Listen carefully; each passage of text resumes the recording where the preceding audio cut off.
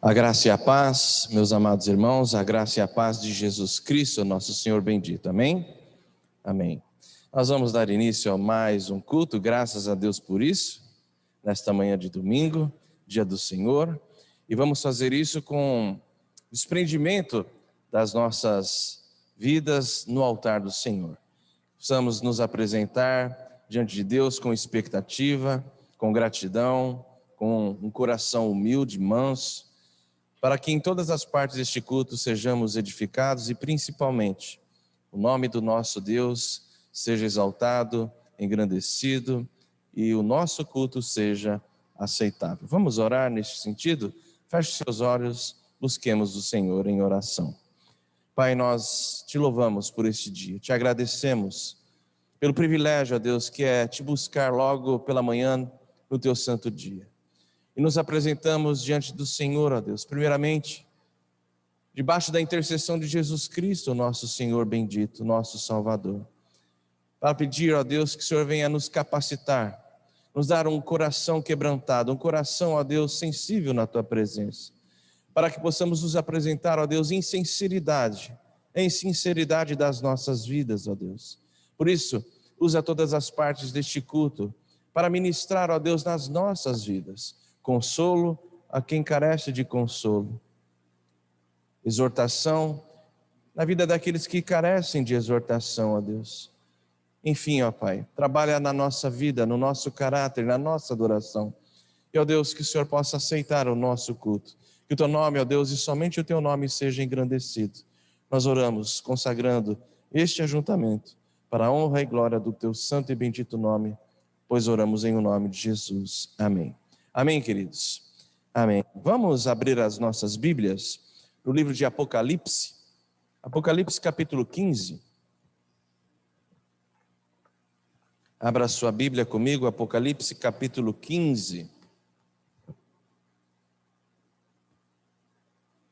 Apocalipse capítulo 15, do versículo 2 ao versículo 4.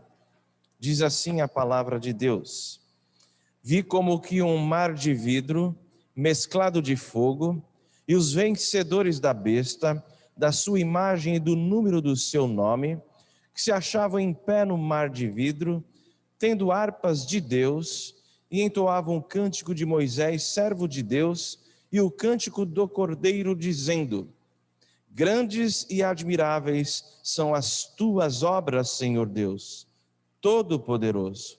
Justos e verdadeiros são os teus caminhos, ó Rei das nações. Quem não temerá e não glorificará o teu nome, ó Senhor? Pois só tu és santo.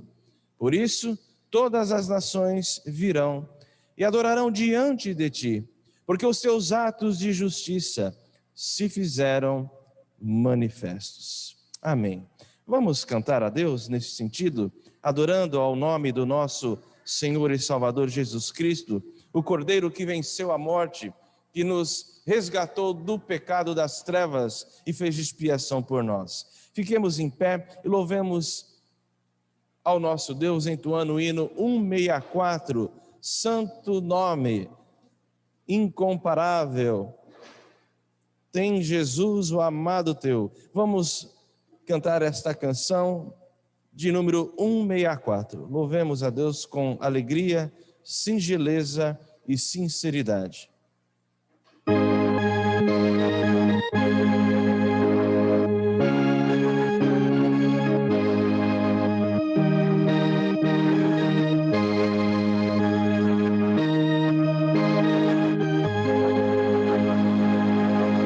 Santo nome incomparável, em Jesus o amado teu, Rei dos reis, Senhor eterno, Deus da terra, Deus dos céus, nome bom, doce a fé, a esperança do porvir, nome bom, doce a fé, a esperança do porvir. Leva tu contigo o nome de Jesus o Salvador, este nome me dá conforto, hoje, sempre, onde for. Nome bom, doce a fé, a esperança do porvir. Nome bom, doce a fé, a esperança do porvir. Este nome leva sempre para bem te defender. Ele é arma ao teu alcance quando o mal te aparecer. Nome bom, doce a fé, a esperança do porvir. Nome bom, doce a fé, a esperança do porvir. Amém. Jesus é o nome bom, doce a nossa alma, a nossa fé. De fato, a esperança da igreja, esperança de vitória, esperança de consolo eterno, esperança de justiça eterna, esperança de paz eterna no reino do nosso Deus. Jesus, a esperança do porvir. Podeis assentar, queridos? E abramos as Escrituras mais uma vez, desta feita, na carta aos Hebreus. Hebreus capítulo 4. Carta aos Hebreus, capítulo 4. Versículo 14 ao versículo 16. Hebreus capítulo 4. Hebreus 4. Do versículo 14 ao versículo 16. Muito bem. A igreja está preparada para a leitura? Então diz assim a palavra de Deus: tendo, pois, a Jesus, o Filho de Deus, como grande sumo sacerdote que penetrou os céus, conservemos firmes a nossa confissão, porque não temos sumo sacerdote que não possa compadecer-se das nossas fraquezas. Antes, foi ele tentado em todas as coisas, à nossa semelhança, mas sem pecado. Acheguemo-nos, portanto, confiadamente junto ao trono da graça, a fim de recebermos misericórdia e acharmos graça para socorro em ocasião oportuna. Amém, queridos. Nós vamos mais uma vez dedicar um momento de oração, neste sentido, orando pelas nossas vidas, pedindo a Deus quebrantamento diante do nosso Deus, que sejamos de fato sensibilizados com a santidade, a justiça do nosso Deus nas nossas vidas, e que possamos então nos apresentar em sinceridade, com um coração quebrantado, com um coração sensível e aceitando o convite que acabamos de ler. Versículo 16 diz: acheguemo-nos, é o convite para a santificação, é o convite para a confissão de pecados, diz o autor. Acheguemo-nos, portanto, confiadamente junto ao trono da graça, a fim de recebermos misericórdia. Vamos confessar os nossos pecados, vamos nos achegar ao trono da graça em sinceridade, alcançando assim do Senhor a sua misericórdia. Vamos orar, quebrantando as nossas vidas e pedindo a Deus santidade do Senhor na vida da nossa igreja. Eu peço à nossa irmã Ana Leide que nos conduza nesta oração de quebrantamento, nesta oração de confissão de pecados. Oremos. Senhor nosso Deus, nós queremos te louvar nesta manhã, meu Senhor. Primeiro pela semana abençoada que o Senhor nos deu, pois até aqui nos guardou o Senhor. Nós conseguimos vencer mais uma semana. Por isso estamos aqui, meu Senhor, como parte do teu corpo reunido, meu Deus. Te louvamos por isso. Muito obrigada, Senhor, porque foi o teu sustento e a provisão do Senhor que nos trouxe até esse momento. E agora, meu Senhor, que estamos aqui, nós queremos confessar, meu Deus, que se o Senhor olhar para dentro de nós, não encontrará nada de bom. Por isso te pedimos, primeiro, para nos olhar através de Jesus Cristo, meu Senhor, para que assim nos achemos de modo digno do Senhor. Queremos confessar também, Senhor Deus, que a gente tem pecado em atos, em pensamentos, em palavras, em omissão, Senhor Deus. Por isso te pedimos a tua misericórdia, Pai. Queremos que o Senhor nos convença do erro, do pecado, do juízo, Queremos ter um coração quebrantado diante do Senhor. Queremos te pedir, meu Deus, que a gente não espere nenhum sentimento confortável para se dirigir ao outro e pedir perdão. Queremos te pedir que o Senhor nos ensine que devemos perdoar, porque é um mandamento teu. E assim perdoemos, Senhor, para que possamos seguir, Pai, em frente, sem o peso, Senhor Deus, sem carregar o fardo do pecado, de não exercer misericórdia para com o outro. Nos ensina nisso, Deus. Deus nos ensina também a viver de modo digno do Senhor. Nos ensina, Senhor Deus, que não é somente na igreja que a gente deve te glorificar. Não existe uma vida secular separada daquilo que é santo. Nós devemos ser santos aonde estivermos e assim as nossas vidas glorificar ao Senhor. Sabemos da nossa fraqueza, da nossa pequenez. Por isso é que nós estamos aqui, para te pedir ajuda. Nos ensine a cada dia a sermos assim, meu Pai. Caminha conosco, não largue a nossa mão. Segura pela mão direita, que é a mão da força. Nos dirige pelo teu santo caminho, para que possamos aqui, meu Deus, te prestar um culto como verdadeiros adoradores, aqueles que te adoram em espírito e em verdade. Conduz o teu filho, o teu servo que está ali na frente, Senhor Deus. Unge os seus lábios, Pai, para que o que ele venha nos transmitir, venha do trono de graça para os nossos corações. Nos dá um dia de paz, em nome de Jesus. Amém. Amém, amém. Muito bem, nós vamos agora com muita alegria retomar um momento muito importante da nossa igreja. Chamo a nossa irmã à frente, Regina. Por favor, Regina, que venha à frente para compartilhar com a igreja notícias do campo missionário. Teremos então o nosso momento missionário presencial. Deus abençoe, Regina.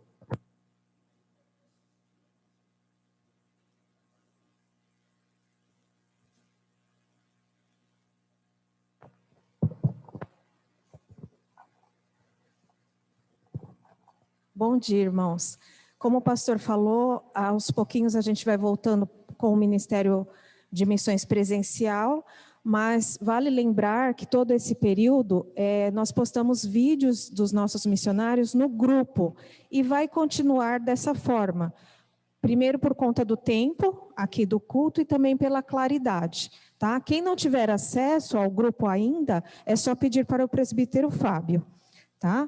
Também gostaríamos de falar para os irmãos que as contribuições podem e devem continuar. Vocês podem continuar usando, quem não conhece ainda, esse envelope azul, que se encontra lá no fundo, ou também utilizar no próprio envelope de dízimo. Mas aí é só avisar o presbítero Walter o dinheiro que é destinado para missões. Também pedimos que os irmãos continuem a orar pelos os missionários que nós apoiamos. E esse mês, o vídeo e o missionário que nós vamos contribuir e orar é o ministério do pastor Beto e da Cecília. Eles têm uma escola de ensino infantil e uma escola de futebol. E, dentre essas práticas, eles aproveitam para ensinar sobre Jesus. Dessa forma, eles alcançam também os pais, a família, que na maioria são muçulmanos e animistas. Eles também dão assessoria a várias congregações nas redondezas. Então, irmãos, por favor, durante todo o mês, vamos nos lembrar de orar por eles e também de contribuir, tá bom? Obrigada.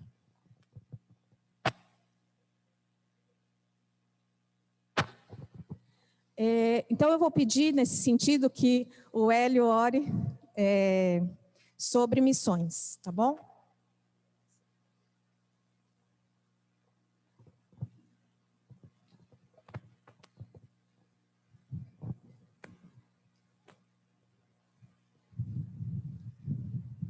Senhor Deus, nosso Pai, nós nos colocamos mais uma vez na presença do Senhor. E nesse momento, Deus, queremos pedir ao Senhor que abençoe grandemente essa igreja e que essa igreja, Deus, esteja sob a orientação do Senhor para que esteja orando e buscando, Deus, refletir sobre as questões relacionadas a missões.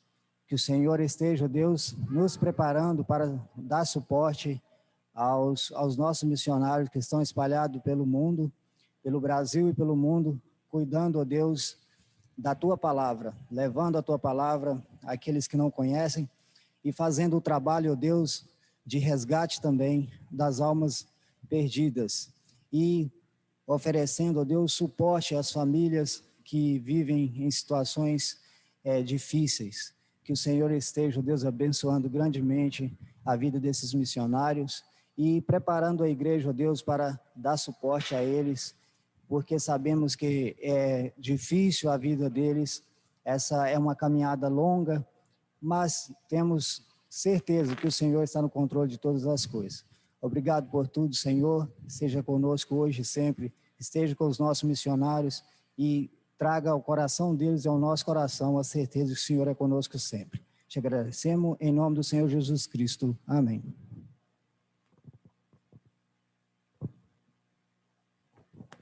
Convido os nossos irmãos do grupo de louvor e adoração que venham à frente. Vamos ficar em pé, vamos louvar a Deus mais uma vez. Vamos entoar louvores ao Senhor. Vamos com alegria exaltar o nome do nosso Salvador Jesus Cristo. Cantemos ao nosso Deus com disposição das nossas vozes e do nosso coração.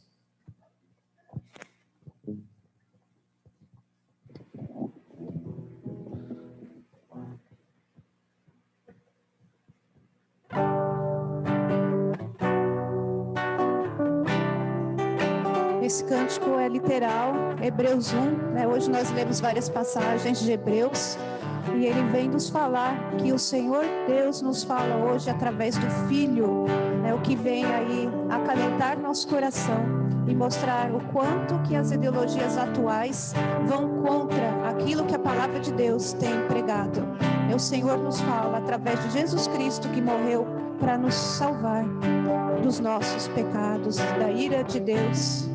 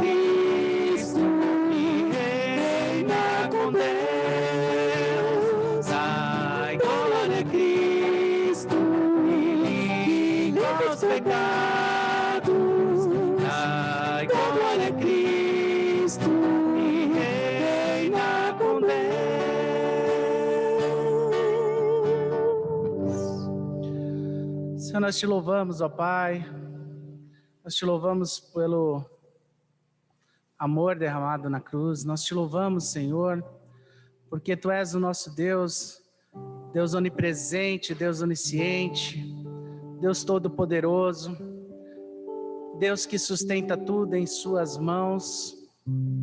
Nós te louvamos, ó Pai, pelas Tuas misericórdias derramadas a cada manhã.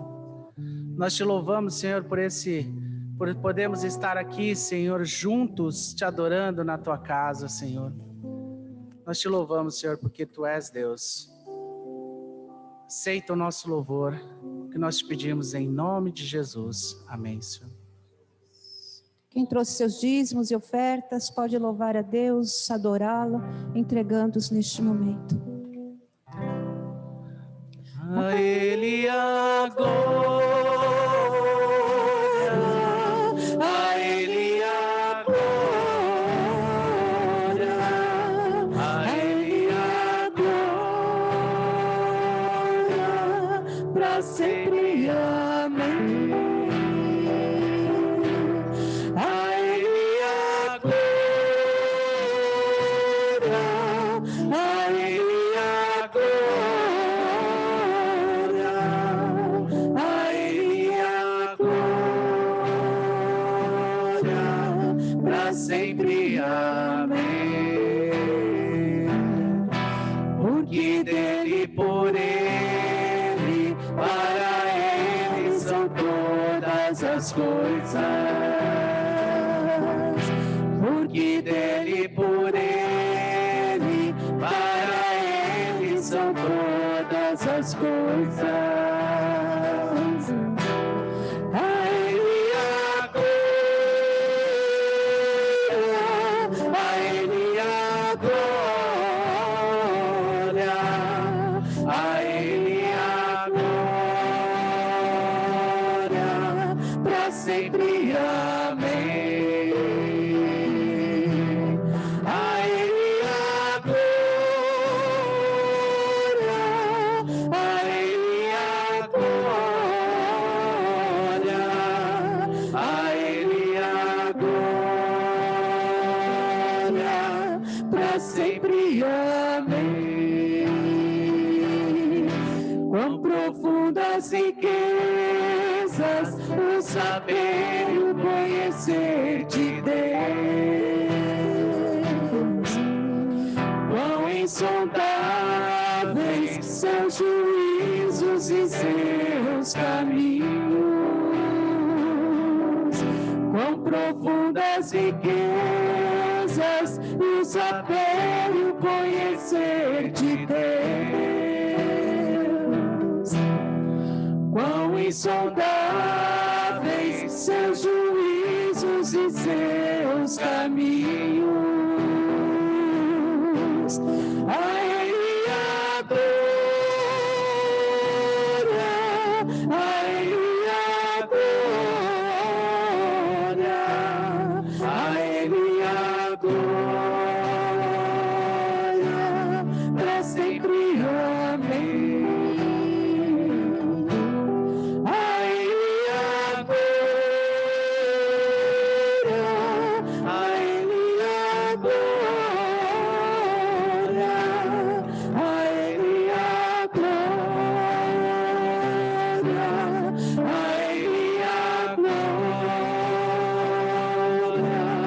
a Ele a glória, para sempre, amém. Amém, que assim seja. Podeis assentar, queridos irmãos, amada igreja. Vamos abrir as nossas Bíblias no texto da exposição desta manhã. Abramos nesse sentido. Palavra de Deus na carta de Paulo aos Filipenses. Filipenses capítulo 2.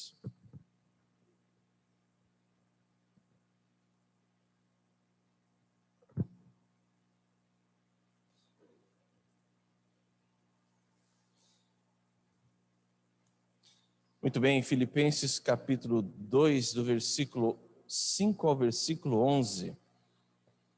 Lilian, acho que eu vou te pegar um pouquinho aqui. Esse primeiro cântico que nós cantamos é muito antigo, não é? Você sabe precisar, vou te ajudar agora, a década 80, 70, 80, por aí, 80. Muito antigo, muito belo, né? Muito gostoso de cantá-lo e também muito edificante na sua letra. Filipenses, meus amados irmãos, capítulo 2, do versículo 5 ao versículo 11.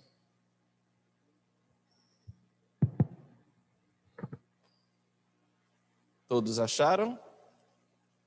Então diz assim a palavra de Deus. Tende em vós o mesmo sentimento que houve também em Cristo Jesus, pois ele, subsistindo em forma de Deus, não julgou como usurpação o ser igual a Deus. Antes, a si mesmo se esvaziou, assumindo a forma de servo, tornando-se em semelhança de homens e reconhecido em figura humana. A si mesmo se humilhou, tornando-se obediente até a morte e morte de cruz. Pelo que também Deus o exaltou sobremaneira. E lhe deu o nome que está acima de todo nome, para que ao nome de Jesus se dobre todo o joelho, nos céus, na terra e debaixo da terra, e toda língua confesse que Jesus Cristo é o Senhor, para a glória de Deus Pai. Amém. Meus irmãos, que texto maravilhoso. Texto que sensibiliza a nossa alma e já de imediato fala ao nosso coração acerca da humildade do Filho de Deus e ao mesmo tempo da sua glória, do seu senhorio, da sua autoridade, da sua exaltação. À luz desse texto, nós meditaremos nesta manhã exatamente sobre isso, acerca da humilhação à exaltação do nosso Senhor Jesus Cristo. Eu gostaria de iniciar esta prédica, esta exposição com duas observações. Primeiramente, destacando que Paulo aqui, como sempre faz nos seus escritos, Paulo não divorcia doutrina da prática. Paulo não é apenas um teólogo de gabinete. Não, Paulo, ele nunca divorcia a teologia da vida prática. Este é, por exemplo, um dos textos bíblicos mais ricos em teologia. Mais precisamente, um dos textos mais ricos em cristologia, isto é, doutrina de Cristo. Mas Paulo não trata apenas da ortodoxia da doutrina de Cristo. Ele trata também da ortopraxia, ou seja, da ortodoxia colocada em prática acerca da doutrina de Cristo. Paulo trata aqui, nesta perícope, neste trecho, Paulo trata do pecado da desunião na igreja, entre irmãos, trata do pecado da vanglória, que muitas vezes acomete o povo de Deus ou o próprio crente, trata do pecado do partidarismo da igreja, usando o quê? A doutrina de Cristo, usando a pessoa de Cristo. Meus irmãos, nós temos que entender que doutrina define a moral de um povo. Nós temos que entender que a doutrina define comportamento, como já dizia Calvino, teologia é a rainha das ciências. E a segunda observação, meus irmãos, antes de adentrarmos propriamente ao texto, é que a vida de Cristo é o melhor exemplo para tratar do coração humano. Qualquer que seja o seu problema, seja de relacionamento, seja intrapessoal, não importa, a vida de Cristo é o melhor exemplo para tratar a tua alma. A vida de Cristo nos ensina a tratar, por exemplo, o medo. A vida de Cristo nos ensina a tratar, por outro lado, do orgulho, da soberba, da facção, da desunião, da disputa, da falta de humildade, da falta de amor. Está com problema? Olhe para Cristo. E eu gostaria de convidar a amada igreja nesta manhã a olhar para Cristo.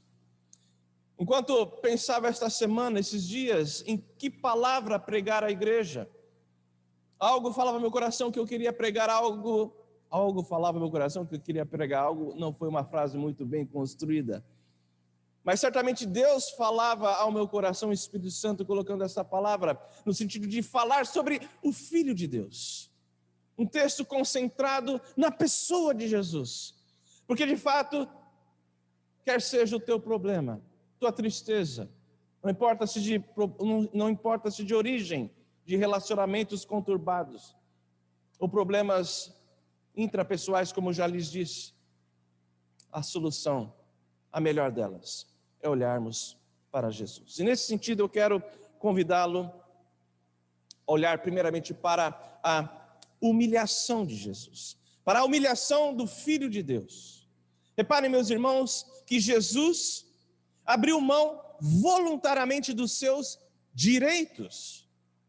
Versículo 6 diz assim: pois ele, subsistindo em forma de Deus, não julgou como usurpação o ser igual a Deus. Eu destaco aqui a seguinte expressão: subsistindo em forma de Deus. Lá na palavra original, ou seja, lá no grego, apresenta-se aqui a palavrinha morfê. Vocês estão lembrados da escola, da professora de português, que ela nos ensinava, e ensina ainda alguns aqui, a fazer a análise morfológica das palavras, a tal da classificação gramatical dos termos das palavras. Vem lá, análise morfológica, morfê, o que significa? É o estudo da forma, é o estudo da essência.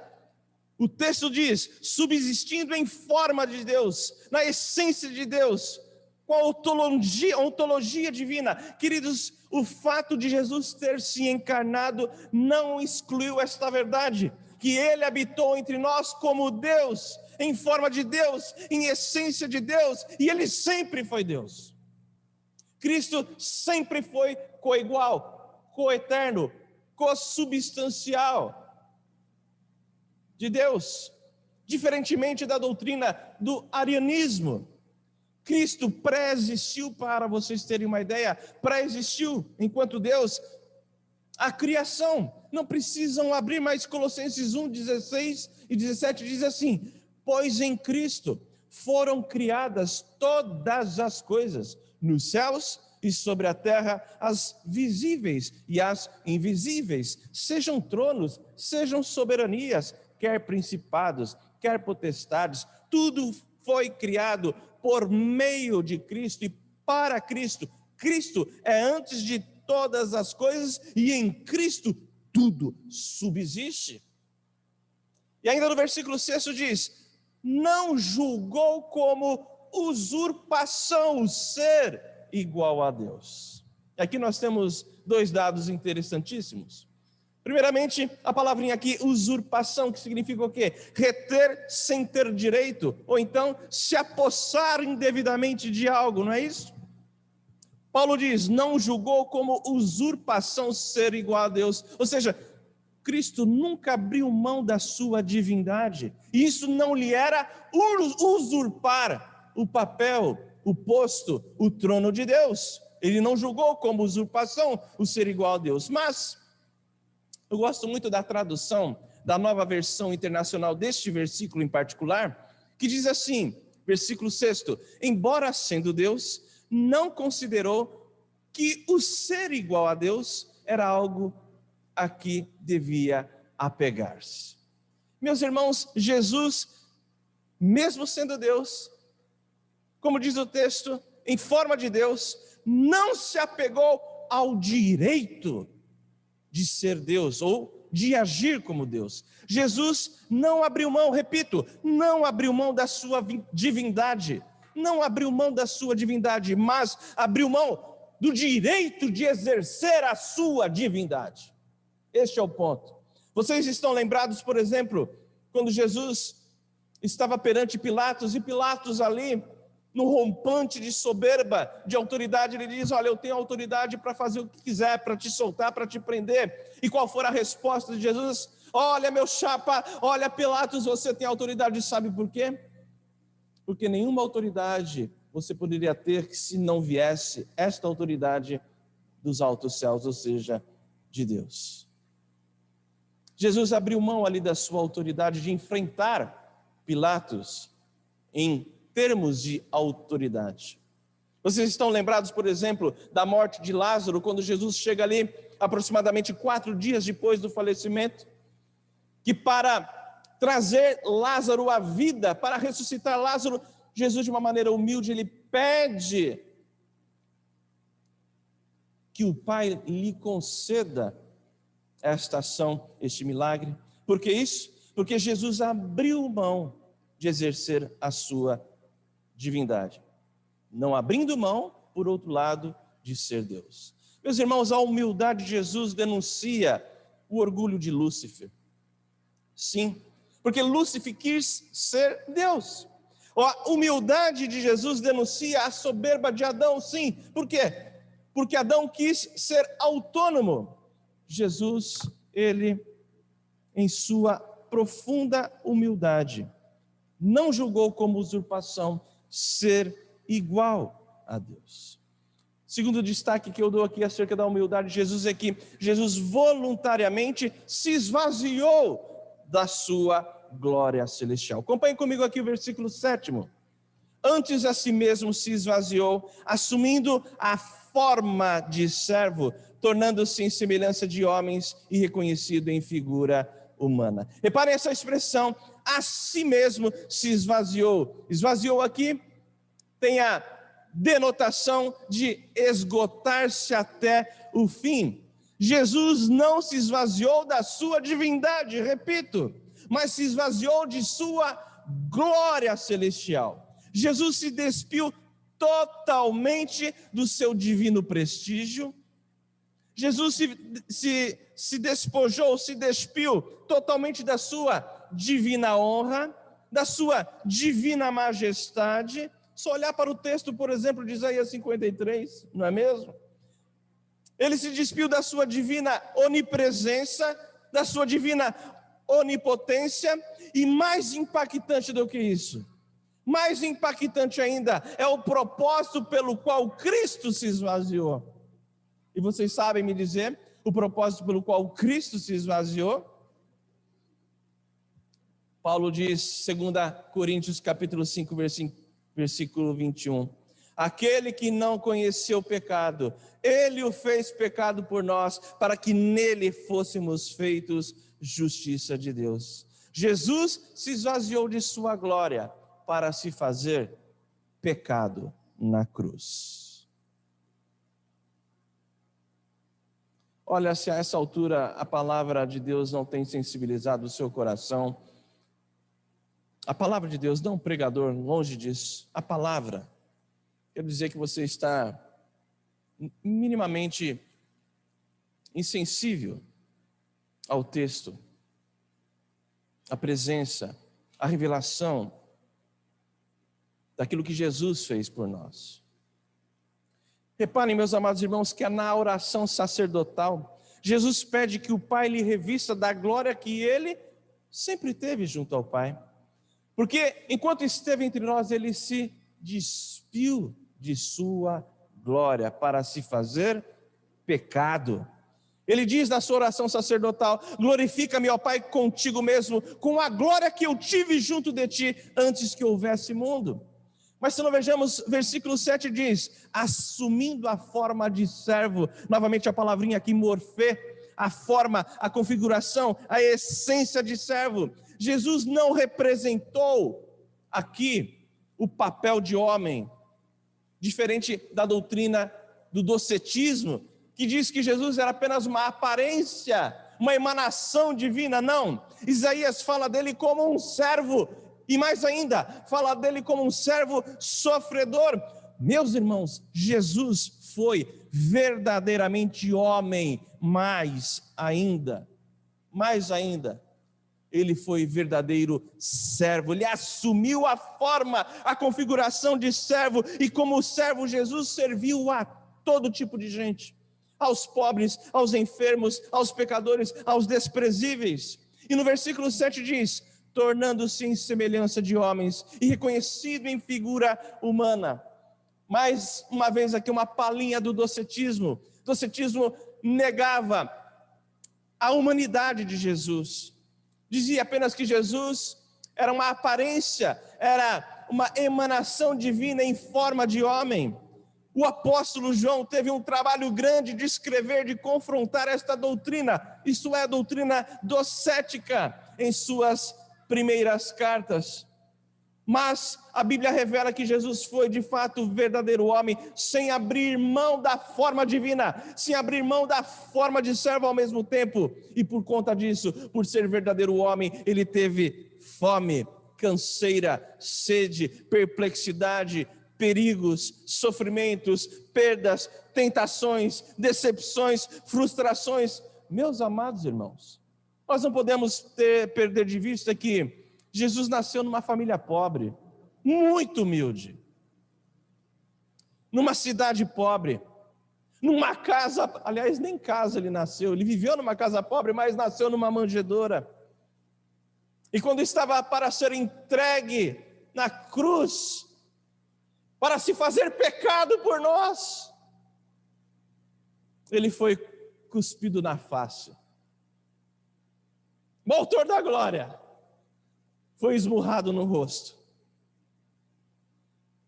O Senhor dos senhores foi zombado, escarnecido, ridicularizado, tripudiado na frente de todos. Esse é um mistério. Esse é um mistério e ao mesmo tempo para nós um consolo para enfrentarmos todas as nossas lutas. Por isso que eu digo, se está com problemas, de imediato, olhe para Jesus. A Bíblia diz, porque não temos sumo sacerdote, que não possa compadecer-se das nossas fraquezas. Antes foi Jesus tentado em todas as coisas, a nossa semelhança. Igualzinho você, minha irmã, meu irmão, mas, diz o texto, sem pecado. Temos um sumo sacerdote que não possa compadecer-se, deixar de compadecer-se das nossas fraquezas. Por quê? Porque enquanto verdadeiro homem, ele conheceu as nossas dores, as nossas lutas. Por isso que o autor aos Hebreus capítulo 5, versículos 8 e 9 diz assim: embora sendo filho, aprendeu a obediência pelas coisas que sofreu, e tendo sido aperfeiçoado, tornou-se o autor da salvação eterna para todos os que lhe obedecem. Jesus não foi aperfeiçoado na santidade, meus irmãos, ele era verdadeiro Deus, subsistindo em forma de Deus. Jesus foi aperfeiçoado enquanto homem, no sentido de experimentar passo a passo privações, frustrações, perseguições, fome, angústia. E ele pagou o preço deste aperfeiçoamento, porque diz o texto que Jesus aprendeu a obediência, não na teoria, não porque ele era Deus, mas ele aprendeu a obediência pelas coisas que sofreu. E sabe por que ele sofreu? Ele sofreu porque ele pagou o preço real da obediência. Então, enquanto homem, ele foi aperfeiçoado no preço pago em ser fiel e cumprir a vontade do Pai. Meus irmãos, Jesus, um outro aspecto, renunciou o exercício da sua autonomia. Jesus renunciou ao exercício da sua autonomia, diz o versículo 8, a si mesmo se humilhou, tornando-se obediente até a morte.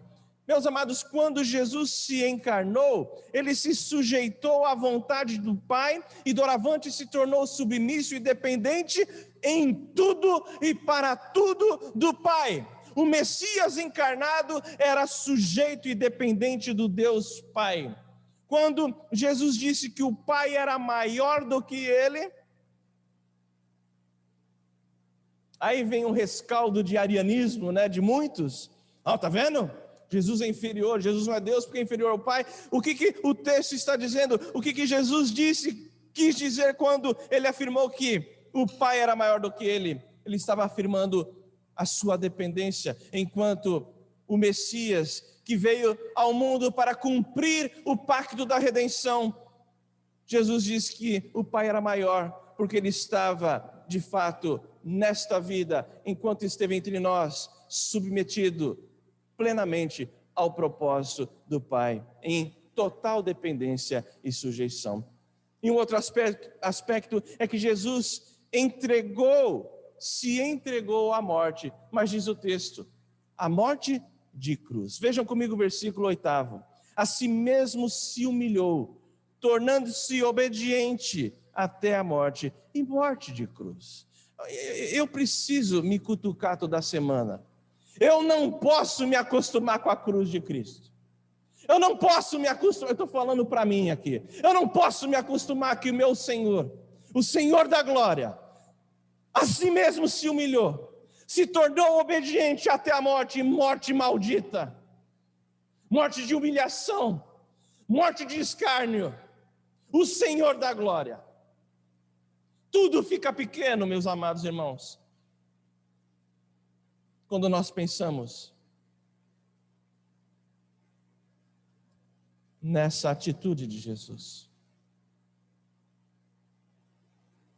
Meus irmãos, o nascimento de Jesus implicou em alguns passos. Por exemplo, Jesus abriu mão de exercer sua divindade, mesmo sendo Deus. Ele se esvaziou, como lhes disse, ele assumiu a forma de servo, ele se humilhou, ele se entregou ao sacrifício, ele recebeu a morte de cruz. A vida de Jesus, reparem, a vida de Jesus aqui na terra foi um constante esvaziar, constantemente. E se esvaziou até a morte, e morte de cruz. E quando nós olhamos para a morte de cruz, nós temos que entender que a morte de cruz foi dolorosa, foi vexatória e foi maldita. Foi maldita porque a Bíblia diz, maldito aquele que for dependurado no madeiro.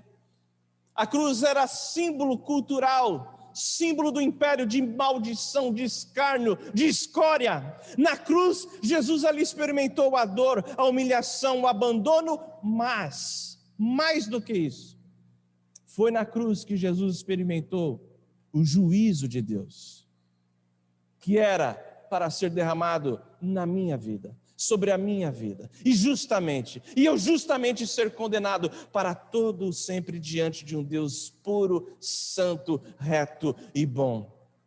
E Jesus se esvaziou com o propósito de se fazer pecado, e se humilhou, e foi para a cruz, foi para o Calvário, e morreu a nossa morte, para que tenhamos a sua vida, só que morreu a nossa morte na cruz.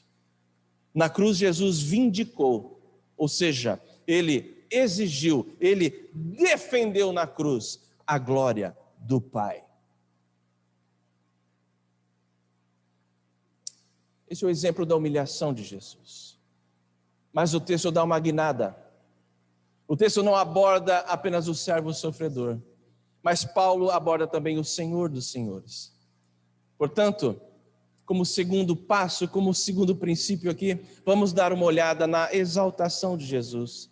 Por isso Paulo dizer a partir do versículo 9, pelo que também Deus, ou seja, após a humilhação do seu filho, pelo que também Deus o exaltou sobremaneira, e lhe deu o nome que está acima de todo nome, para que ao nome de Jesus se dobre todo joelho nos céus, na terra e debaixo da terra, e toda língua confesse que Jesus Cristo é Senhor, para a glória de Deus Pai. Meus irmãos, a exaltação de Cristo foi realizada pelo Pai. Vejam, versículo 9, pelo que também Deus o exaltou, isto é, Cristo se humilhou, mas o Pai o exaltou. Sabe o que estava acontecendo aqui? Sabe o que ia acontecer aqui na ressurreição? Na exaltação, melhor dizendo, quando Jesus se assenta à destra do Pai e é glorificado, enquanto Cristo, o Filho, se humilhou, o Pai o exaltou. Isso significa, o Filho e o Pai cumpriram as suas partes na aliança da redenção. Se lembram da aliança da redenção que nós estudamos? Não sei se foi de quarta-feira, agora me foge. Ali, o pai e o filho cumprem as suas partes no pacto da redenção. Não confunda com o pacto da graça, são coisas distintas. O fato, meus amados irmãos, é que Deus ressuscitou o filho e o fez vencer a morte, e o glorificou com a glória que ele tinha junto ao Pai. Então o Pai atende a oração do Filho. A oração do Filho era: glorifica-me, ó Pai, contigo mesmo com a glória que eu tive junto de ti antes que houvesse mundo. O Pai cumpre, o Pai atende a oração. E nós não podemos perder de vista que a exaltação de Cristo é superlativa a toda a glória, a toda exaltação. Versículo 9 diz: pelo que também Deus exaltou sobremaneira, e lhe deu o nome que está acima de todo nome. Essa expressão, meus amados, versículo 9, Deus o exaltou.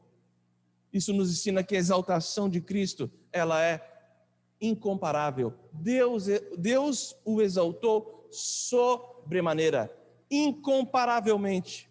Seremos exaltados, sim, na glória. Seremos glorificados na eternidade, sim, mas jamais a exaltação de Cristo será superada por alguém. E versículo 9 diz: e lhe deu o nome que está acima de todo nome.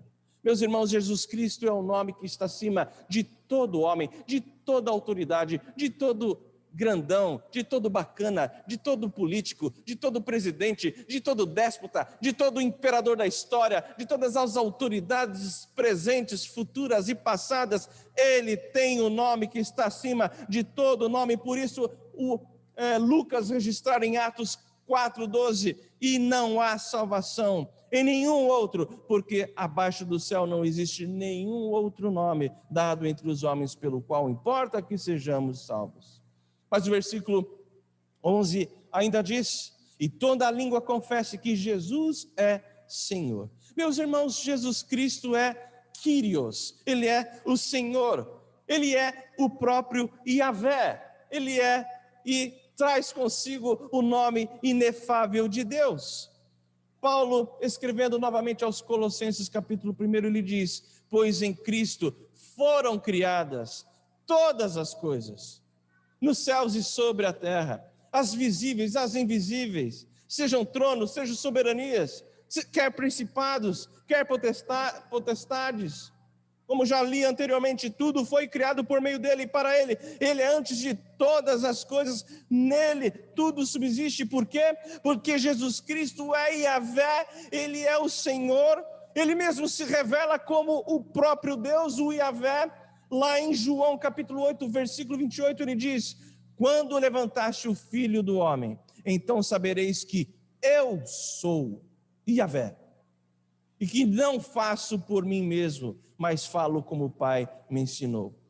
Eu quero lhes dizer que quando você confessa que Jesus é o Senhor, você confessa que Jesus é Deus, que Jesus é o Criador, que Jesus é soberano, que Jesus é eterno. Quando você confessa que Jesus é o Senhor, eu quero lhes dizer que você se torna herdeiro com Cristo. Quando você confessa que Jesus é o Senhor, você tem vida nele e vida eterna. Mas algo ainda me chama muito a atenção nesse texto. O fato de que a exaltação de Cristo um dia será dada por todos. Não será só a igreja que irá adorá-lo. Não será só a igreja que irá exaltá-lo. Não. Haverá um dia que todo ser prestará culto, prestará adoração a Jesus. Apocalipse 5, alguns versículos dizem assim, por exemplo, a começar pelo 9: digno és de tomar o livro e de abrir-lhes os selos, porque foste morto e com o teu sangue compraste para Deus os que procedem de toda tribo, língua, povo e nação. Versículo 10 diz: e para o nosso Deus os constituíste reino de sacerdotes, e reinarão sobre a terra. Versículo 12 diz: digno é o Cordeiro que foi morto de receber o poder e riqueza e sabedoria e força e honra e glória e louvor.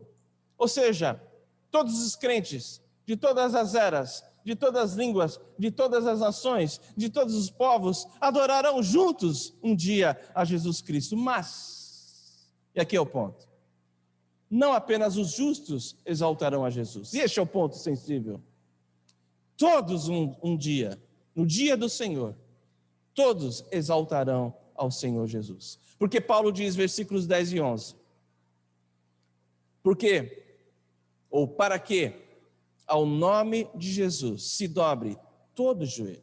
Não é só da igreja, não é só do crente, mas todo o joelho, nos céus, na terra, debaixo da terra, e toda língua confesse que Jesus Cristo é Senhor, para a glória de Deus Pai.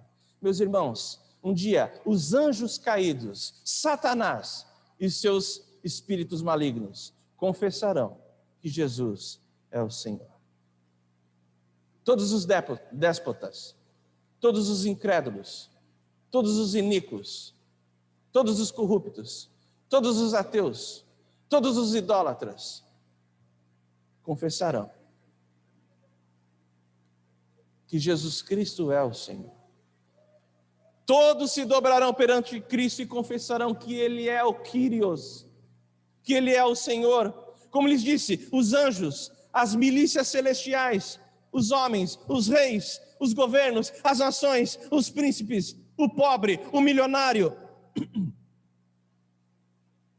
os mortos, os espíritos, os ateus, os filósofos, os zombadores, Hitler, Mao Tse Tung, os demônios, as hostes malignas, o inferno, Satanás, todos um dia confessarão, adorarão a Jesus Cristo. Ninguém irá para a condenação eterna sem adorar a Jesus Cristo. Preste atenção nisso. É verdade que essas pessoas ímpias, que continuaram na sua covardia, na sua idolatria, na sua iniquidade, receberão a justa ira de Deus e o castigo eterno.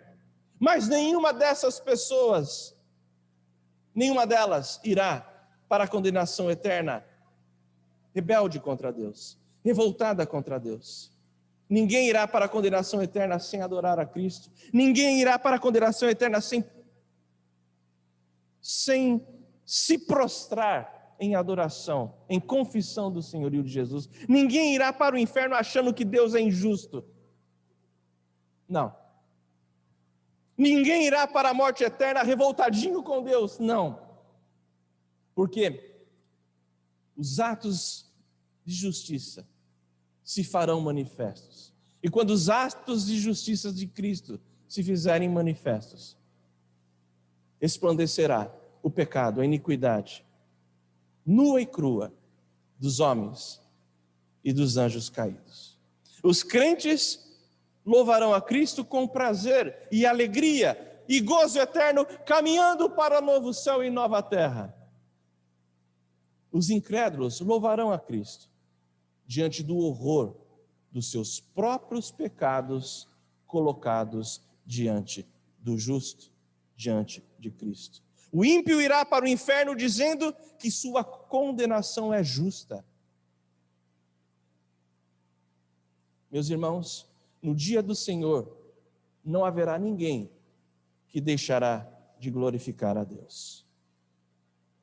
Apocalipse diz lá, versículo 13 do capítulo 5, então ouvi que toda criatura que há no céu e sobre a terra, debaixo da terra e sobre o mar, e tudo o que neles há, estava dizendo, aquele que está sentado no trono e ao Cordeiro, seja o louvor e a honra e a glória e o domínio pelos séculos dos séculos. Eu quero concluir dizendo o seguinte, versículo 5 lido, tendo em vós o mesmo sentimento que houve também em Cristo Jesus. Meus irmãos, para tratar o orgulho, para tratar a vaidade, para tratar o partidarismo, Paulo aqui aplica o exemplo da humildade de Cristo. Paulo aplica o exemplo da autoridade de Cristo. A Bíblia trata o perdão e a humildade com uma ordem, não com uma opção. Aquele que não perdoa, não está dando glórias a Cristo. Não está dando glórias a Deus. Aquele que não perdoa, a Bíblia diz que não será perdoado.